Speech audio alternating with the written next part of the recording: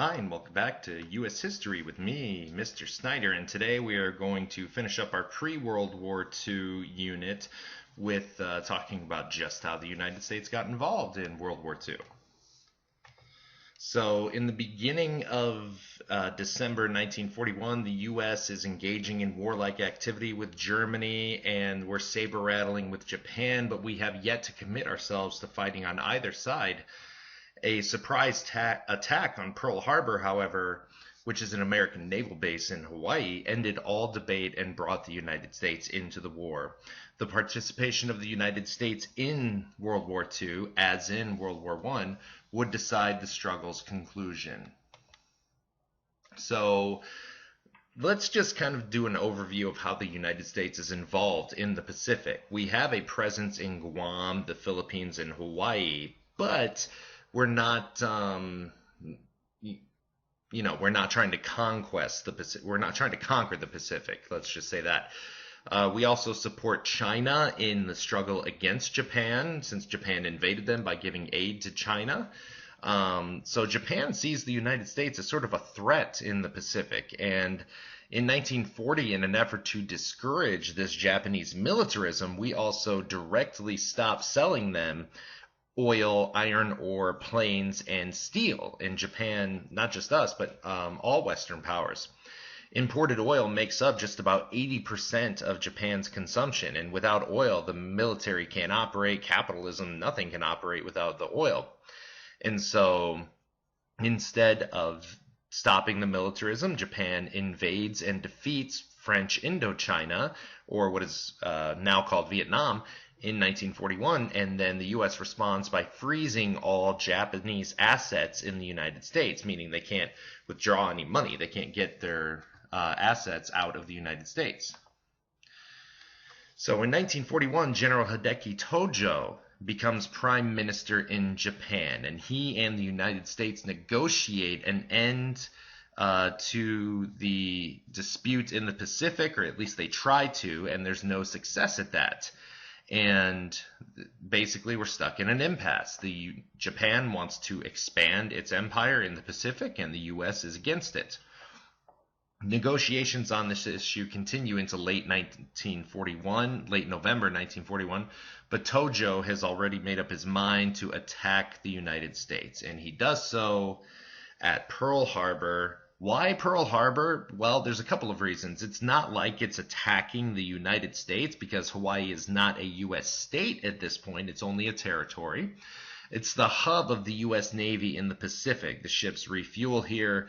It's in the middle of the Pacific Ocean, great position strategically, and so the Japanese decide that if we attack here, it will render the U.S. Pacific Naval Fleet a non-factor in Japan's other attacks on the South Pacific. So if we can get the United States out of the way, then Japan would be free to expand its empire even further.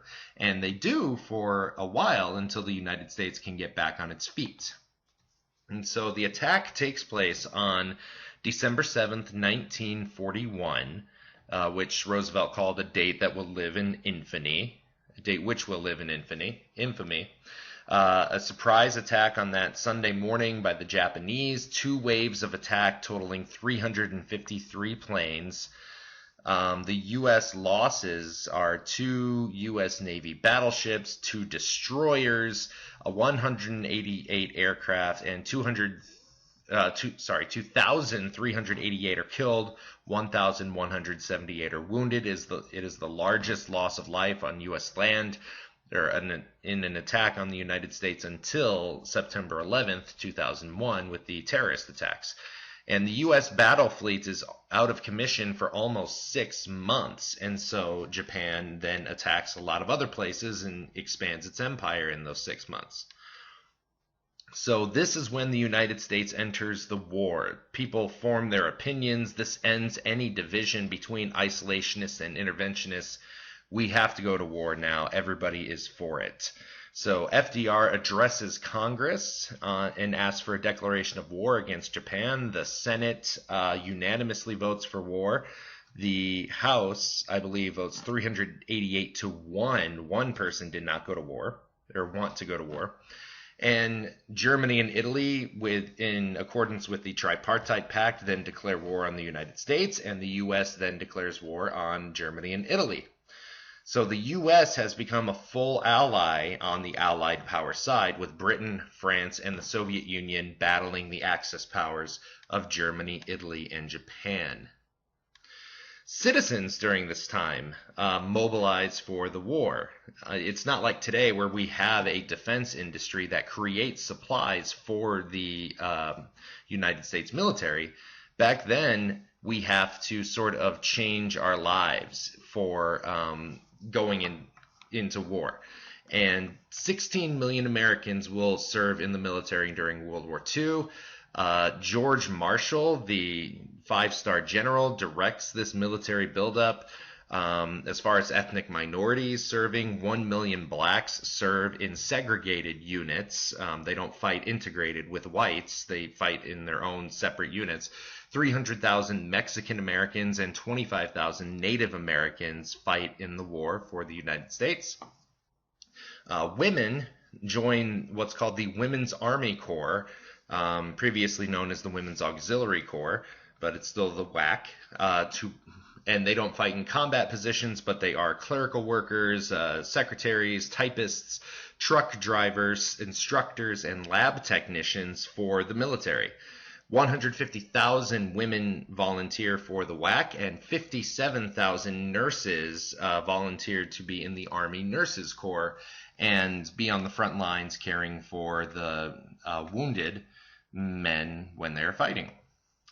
As far as mobilizing our industry, the next month after Pearl Harbor, FDR creates the War Production Board, or the WPB, to oversee the transition from peacetime to wartime. So we don't have industries that specifically make supplies for the United States military like we do today. We have to convert our factories to making supplies. So this calls for factories to convert what they were making to making airplanes, tanks, and bombs, supplies for the war. And for example, Ford converts its production from cars to bombers, airplanes. And in May 1943, to alleviate lots of confusion about who is supplying what, the Office of War Mobilization is created to allocate these scarce resources to proper industries, establish production contracts with different people, control inflation, and regulate the production of civilian goods. And we'll talk later on about a rationing system in place for certain foods, products that went to the war effort. Stalin was amazed by the U.S. war production, him from a communist country, and he basically praised the United States, saying they saved us from this war. The production of goods by the United States gives the Allies a distinct advantage in this war. Japan takes over the Pacific from this point on. They kick the United States out of the Philippines. We can't hold it anymore in 1941. And U.S. General Douglas MacArthur is evacuated when the islands were all but lost. Soon after that, 75,000 Allied forces surrender. The Japanese force these prisoners of war, 75,000 people, to march 55 miles through the hot jungle without food, without water. 7,000 U.S. and Filipino troops die along the way, and this is known as the Bataan Death March. It violates the rules for prisoners of war set out in the Geneva Conventions, and people are going to have to answer for this as well after the war in the war crimes trials. From here on out, Japan dominates the Pacific and secures new oil and rubber resources. You can see here how far their empire stretches. Wake Island, Midway Island, they attack the Hawaiian Islands, the Mariana Islands, Saipan, Guam, the Philippines, French Indochina, Burma, Thailand. It's amazing how far they are able to extend their reach, and the United States is going to have to push them back into the main islands of Japan. So America, trying to get back on its feet after Pearl Harbor, basically the first two events that happen are the Doolittle raids and the Battle of Coral Sea, at least in the Pacific. The Doolittle raids, American bombers take off from these ships, these aircraft carriers, which they're not meant to do. They strip them of all their protection, basically, to make them lighter and able to take off from an aircraft carrier. And they bomb Tokyo and crash land in Japanese-controlled China. This kills 50 Japanese people and damages 100 buildings. It doesn't sound like a lot. It's not a big military gain, but it tremendously boosts morale in the United States. And the Battle of Coral Sea is the first naval battle in history where we have ships, planes taking off from aircraft carriers and then bombing other ships. And the American planes are bombing Japanese ships and vice versa. It is an American victory, and it forces the Japanese to call off their attack on New Guinea, which they were trying to expand their empire even more. So these two events give Americans a sense of confidence in the first part of the war.